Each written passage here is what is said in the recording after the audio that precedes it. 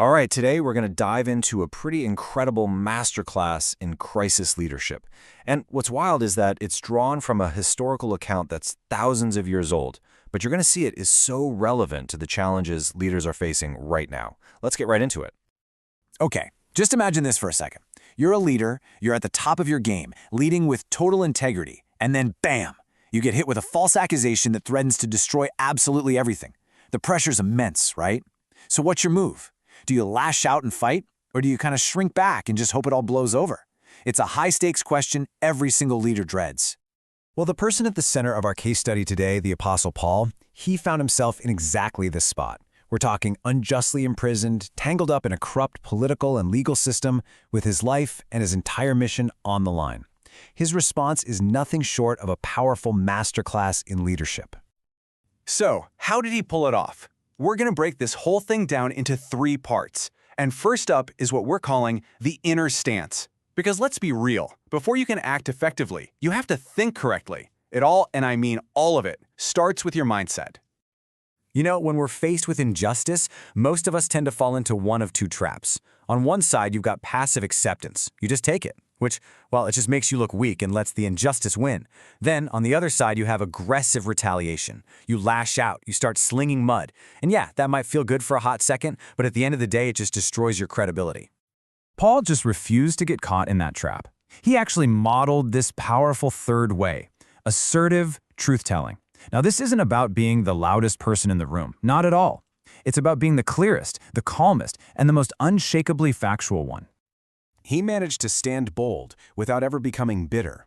So when he was questioned, he just stated the facts, plain and simple. I am not guilty. But notice what's missing, right? There are no personal attacks, no emotional drama. He kept his dignity, and maybe most importantly, he refused to adopt the mindset of a victim. Even in chains, he was still a leader.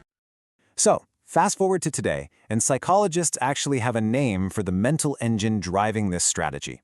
It's called cognitive reappraisal. And it's basically the skill of consciously reframing a really threatening situation, not through that lens of fear or personal attack, but through a lens of a much greater purpose. And that is exactly what Paul did. He didn't look at his imprisonment and think, well, that's the end of my mission. No way.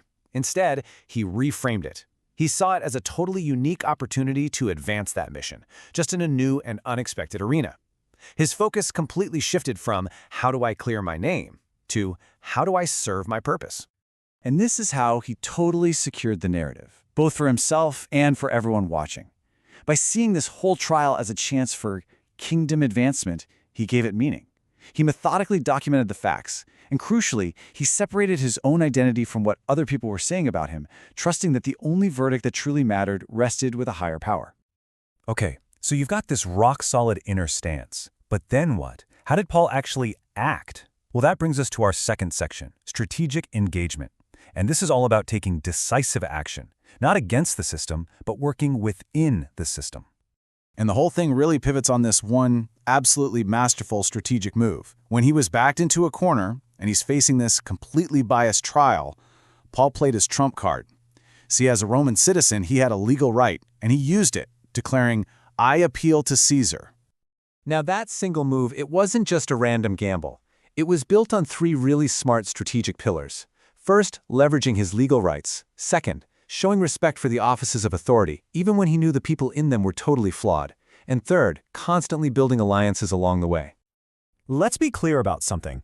Paul appealing to a human emperor wasn't some sign of weak faith. Not even close. It was an act of wise stewardship. He was using the legal resources that were available to him to protect and advance his mission. You know, here's a leadership trap so many people fall into. This idea that we have to choose between trusting a higher power or taking practical action. But Paul's example just shatters that idea. It shows it's a false choice. The most effective approach is a both-and model. You trust fully and you act wisely. The 2 things aren't in conflict, they're partners.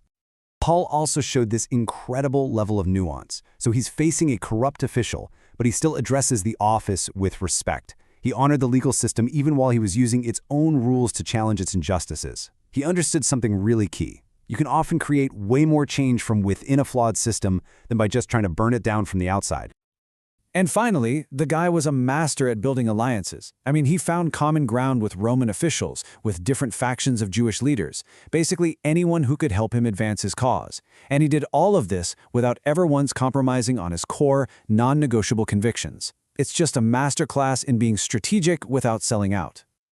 So we've got the inner stance, we've got the external strategy. Now let's bring it all together with the integrated approach, because that's what creates leadership that truly, truly lasts. Here's the ultimate test of leadership, right? It's not really about what you accomplish while you're there, in the room. True success, that's measured by what continues long after you're gone. And that's exactly why, even from a prison cell, Paul was constantly writing, teaching, and developing other leaders. The source material we're looking at calls the framework behind all this holistic leadership. And it's a really powerful model that integrates 3 different kinds of intelligence: spiritual, emotional, and logical. And when you combine them, they don't just add up, they actually multiply to create what we can call practical wisdom. Think of it like this. Your spiritual intelligence, that gives you the why, your purpose, and your meaning. Then your emotional intelligence gives you the how, the ability to manage your own mindset and connect with other people. And finally, your logical intelligence is the what, the strategy, the analysis. The goal is to live right there in the center, where all 3 overlap, creating that practical wisdom. So let's connect this right back to our case study. Paul's spiritual intelligence, that's what allowed him to see a divine purpose in his suffering. His emotional intelligence, that's what let him channel his fear and anger, not into bitterness, but into focused, righteous action. And his logical intelligence let him analyze a super complex political situation and choose the absolute best legal option. You see how all 3 were totally essential? One without the others just wouldn't have worked. When a leader learns how to integrate these 3 intelligences, they are fundamentally transformed.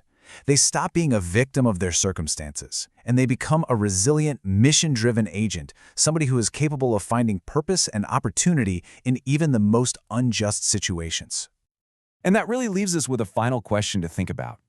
The next time you face a crisis, or a setback, or some kind of injustice, what's going to be your primary focus?